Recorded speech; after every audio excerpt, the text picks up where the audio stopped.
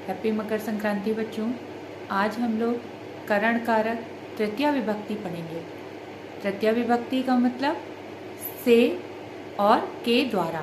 तृतीया विभक्ति का प्रयोग से और के द्वारा के लिए होता है, अर्थात जिस साधन के द्वारा हम कार्य करते हैं उसमें उस शब्द में तृतीया विभक्ति करण कारक का प्रयोग किया जाता है उसे करण कारक कहते हैं। करण कारक में तृतीया विभक्ति प्रयुक्त होती है। इसका चिन्ह से या के द्वारा होता है, जैसे त्वम हस्तेन लिखसि, तुम हाथ से लिखते हो या लिखती हो। यहाँ लिखने का साधन हाथ है, अतः हाथ शब्द में तृतीया विभक्ति का प्रयोग किया गया है। बच्चों, तृतीया विभक्ति का प्रयोग जिस साधन के द्वारा अर्थात जिसकी सहायता से काम किया जाता है, जिसके द्वारा काम किया जाता है, वहां पर किया जाता है। तृतीया विभक्ति का लगती है, उस शब्द के साथ में तृतीया विभक्ति का प्रयोग होता है जिसके द्वारा हम काम कर रहे होते हैं।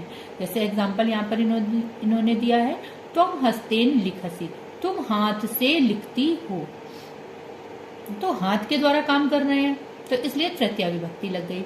तुम कलम से लिखती हो, तो कलम में तृतीया विभक्ति लग जाएगी। अब देखिए करण कारक के रूप कैसे बनते हैं। करण कारक का रूप, जैसे आप बालक शब्द का शब्द लिया बालक, तो उसमें हम एन लगा देंगे तो बालकेन हो जाएगा, और इसका मीनिंग हो जाएगा बालक के द्वारा। द्विवचन में लगाने के लिए बालक में आभ्याम लगाएंगे, तो इस शब्द से क्या मतलब हो जाएगा कि दो बालकों के द्वारा। बहुवचन में ऐह लग जाएगा, तो बालक में ऐह जोड़ देंगे तो उससे हो जाएगा बालकों के द्वारा। फिर स्त्रीलिंग शब्द बनाते समय बालिका शब्द में अया जोड़ देंगे, बालिका में या जोड़ देंगे, बालिकया हो जाएगा, और आ जो बालिका है उसमें से आ की मात्रा हटा दी जाएगी और बालिकया यानी बालिका से या बालिका के द्वारा। फिर बालिकाभ्याम द्विवचन में होगा बालिकाभ्याम, तो बालिकाभ्याम में बालिका तो है ही और भ्याम और जोड़ दिया जाएगा, तो शब्द बन जाएगा बालिकाभ्याम यानी दो बालिकाओं के द्वारा या दो बालिकाओं से।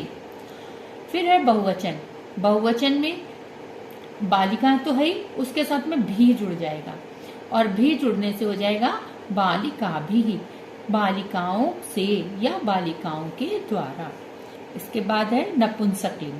नपुंसकलिंग में फल के रूप देखते हैं, तो फल में जो है एन जुड़ेगा, हो जाएगा फलेन। द्विवचन में फल में आभ्याम जुड़ेगा, जैसे पुल्लिंग में जुड़ा था वैसे ही जुड़ेगा, तो फलाभ्याम हो जाएगा, फलों से, दो फलों से, दो फलों के द्वारा। और बहुवचन में भी पुल्लिंग की तरह ही ऐह जुड़ जाएगा, तो हो जाएगा फलैह, फलों से। तो जो रूप पुल्लिंग में तृतीया विभक्ति में होंगे वही रूप उसमें नपुंसकलिंग के भी तृतीया विभक्ति के होंगे, अर्थात तृतीया विभक्ति में पुल्लिंग के समान ही रूप चलते हैं। नपुंसकलिंग के रूप पुल्लिंग के समान ही होते हैं। अब चैप्टर पढ़ते हैं। जनका पुत्रेण सह चलति। जनक माने पिता, पिता पुत्र के साथ चलता है।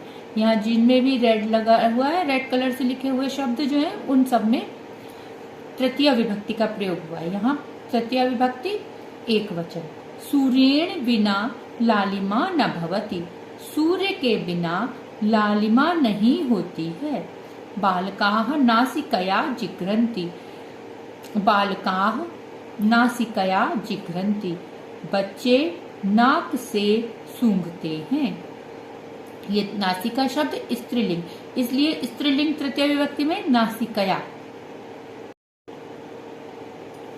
अब देखिए, नरः पादाभ्याम चलति।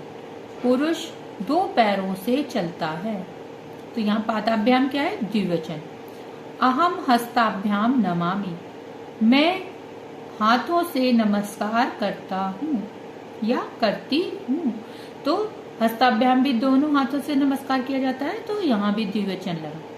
तुम कर्णाभ्याम शृणोषि, तुम कानों से सुनते हो। कर्णाभ्याम भी द्विवचन, तृतीया विभक्ति द्विवचन।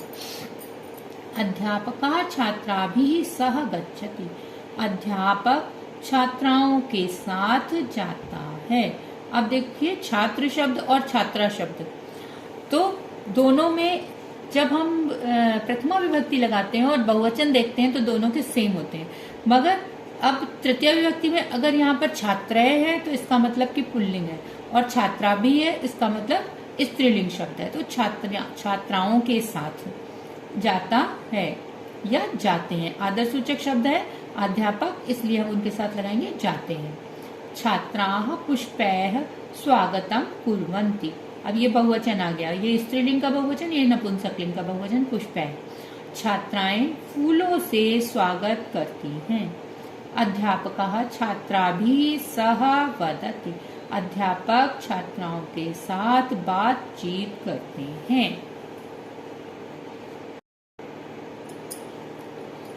सह नेत्राभ्याम अंधा अस्ति, वह नेत्रों से अंधा है। अशोकः पादेन खंजः अस्ति, अशोक पैरों से लंगड़ा है।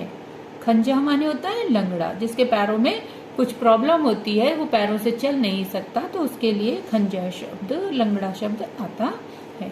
बालकाः मुखेन खादन्ति, बच्चे मुख से खाते हैं। जनाः पुस्तकेन पठन्ति, लोग पुस्तक से पढ़ते हैं। जनाः माने लोग, और पुस्तकेन पुस्तक के द्वारा। ते विद्यया विनम्राः भवन्ति, वे विद्या से विनम्र होते हैं। विद्यया स्त्रीलिंग शब्द है, एक वचन। अहम कलमेन लिखामि, मैं कलम से लिखता हूँ। वयम दूरदर्शनेन चलचित्रम पश्यामः, हम सब दूरदर्शन से चलचित्र देखते हैं। यानी दूरदर्शन के ऊपर पिक्चर चल रही है, फिल्म चल रही है, उसको देखा जा रहा है। त्वं दूरभाष यंत्रेण वदसि, तुम दूरभाष यंत्र का मतलब टेलीफोन से, तुम टेलीफोन से बातचीत करते हो, मतलब तुम टेलीफोन के द्वारा बातचीत करते हो। टेलीफोन से बात थोड़ी ना हो रही है, टेलीफोन के द्वारा बात हो रही है, बात तो किसी और से कर रहे हैं। अहम संगणक यंत्रेण कार्यम करोमि, मैं संगणक यंत्र किसको कहते हैं? कंप्यूटर को। मैं कंप्यूटर के द्वारा कार्य करता हूँ या कार्य करती हूँ। अश्वाः पादैः धावन्ति, अश्वाः माने घोड़े, पादैः माने पैरों से, घोड़े पैरों से दौड़ते हैं। अब पादैः बहुवचन। सह पादाभ्याम चलति, वह पैरों से चलता है। अब पादाभ्याम में द्विवचन हो गया, क्योंकि जो पुल्लिंग शब्द है तो उसमें तो किसी भी व्यक्ति के पैर दो होते हैं, और घोड़ा अश्व तो जानवर है, जानवर के 4 पैर होते हैं, इसलिए पादैः बहुवचन आया। 3 या 3 से अधिक चीजों के लिए बहुवचन का प्रयोग होता है। बालाः क्रीडनकैः खेलन्ति, लड़कियां या बच्चे खिलौनों से, क्रीडनकम माने खिलौना, क्रीडनकैः तृतीय विभक्ति बहुवचन, खिलौनों से खेलते हैं। आवाम मुखेन खादावः, हम दोनों मुख से खाते हैं। आवाम दन्तैः च चर्वावः, हम दोनों दांतों से और दांतों से चबाते हैं। च है ना, च का मीनिंग और, ये पहले आ जाता है। हम दोनों दांतों से और दांतों से चबाते हैं। चरवावा माने चबाना। फलैः शरीरम पुष्टम भवति, फलों से शरीर पुष्ट होता है, यानी ताकतवर होता है। छात्रः कलमेन लिखति, छात्र कलम से लिखता है, कलम के द्वारा लिखता है।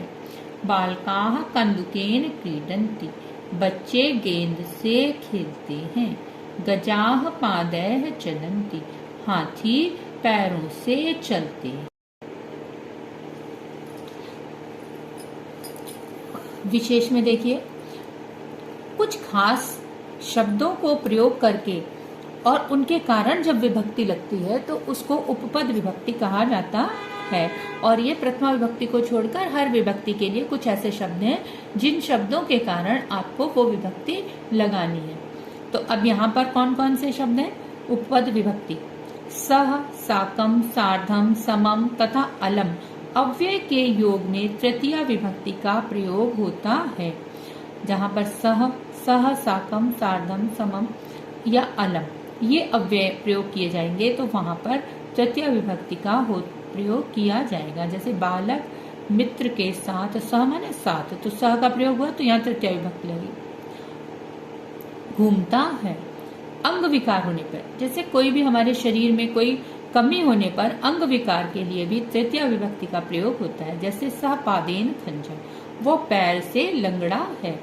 जिस साधन के द्वारा कार्य किया जाता है उसके वचन को ध्यान में रखते हुए एक वचन, द्विवचन या बहुवचन का प्रयोग करना चाहिए। जैसे पुरुष नरः पादाभ्याम चलति, पुरुष दो पैरों से चलता है तो द्विवचन का प्रयोग किया गया।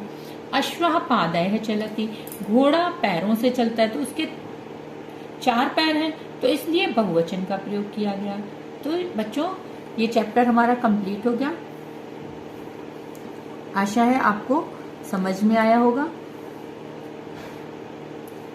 समझ में आ रहा है तो फिर बस क्या करना है, आपको चैनल को सब्सक्राइब करिए और लाइक करिए, शेयर करिए।